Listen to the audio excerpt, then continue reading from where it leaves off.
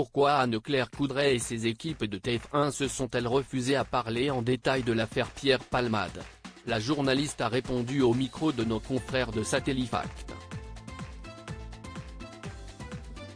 Le 10 février dernier, Pierre Palmade causait un dramatique accident près de sa maison secondaire, vers Villiers-en-Bière, en Seine-et-Marne, à proximité de Damary-les-Lys.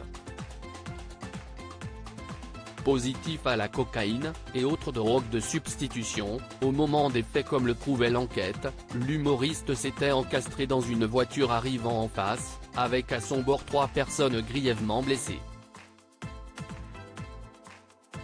Une future mère enceinte de 7 mois qui a perdu son bébé, le conducteur et son fils, Devrim âgé de 6 ans, se trouvaient dans la voiture impliquée, avant d'être héliportés vers les hôpitaux les plus proches. Après des semaines d'incertitude concernant l'état de santé de ces deux derniers, alors placés dans le coma et opérés à plusieurs reprises, BFM Télévision annonçait le retour du petit garçon dans sa maison, emmailloté dans un corset. Une tragédie largement reprise dans les médias.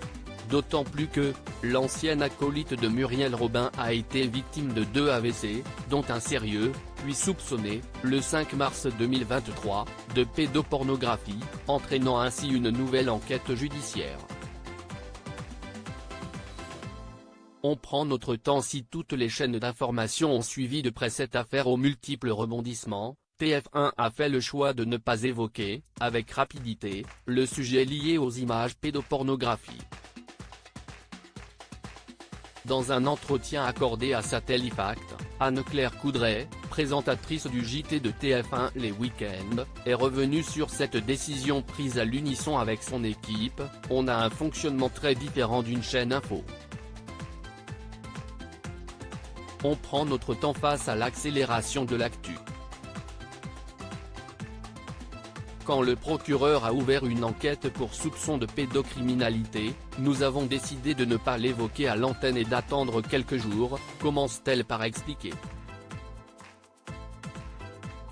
Et pour cause, cette action judiciaire n'avait été déclenchée que sur la foi d'une seule dénonciation, cela nous paraissait trop ténu.